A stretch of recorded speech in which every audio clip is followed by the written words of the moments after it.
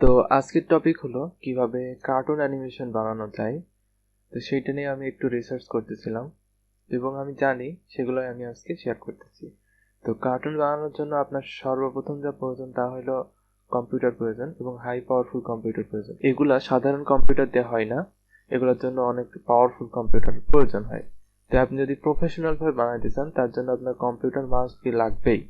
দেখুন আমি এখানে কয়েকটা কার্টুনের স্যাম্পল দিচ্ছি। দেখুন এগুলো হচ্ছে আপনার, এগুলো সব কম্পিউটার দিয়ে বানানো। এগুলো 3D অ্যানিমেশন, 2D আছে, 2D অ্যানিমেশন আছে, বুঝছেন? তো এগুলা বানাইতে গেলে আপনাকে হচ্ছে অ্যাডোবি অ্যানিমেট দিয়ে বানাইতে হবে, ক্যারেক্টার ডিজাইন করতে হবে, তারপরে এক সিনারি ক্রিয়েট করতে হবে।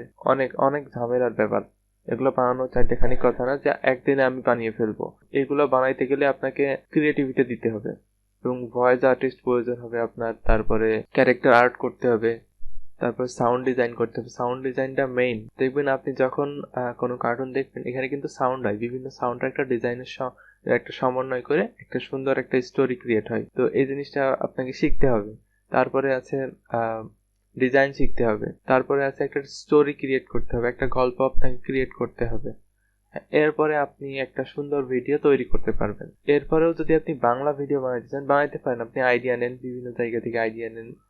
তো মোবাইল দিয়ে কিভাবে বানানো যায়, আমি আবারও বলি, মোবাইল দিয়ে অতটা ভালো বানানো যায় না, তবে যায়, খুব ভালো হবে বলে আমার মনে হয় না, তবে আপনি বানাইতে পারবেন মোবাইল দিয়ে। তো মোবাইল দিয়ে আমি একটু সার্চ করেছিলাম যে কিভাবে মোবাইল দিয়ে বানানো যায়। তো মোবাইল দিয়ে আমি যা দেখলাম, এই ভিডিওটা দেখে আমার খুব ভালো লেগেছে। তো এই ভিডিওটা আমি আপনাদেরকে দিয়ে দিব, এটা আপনারা দেখে নিতে পারবেন।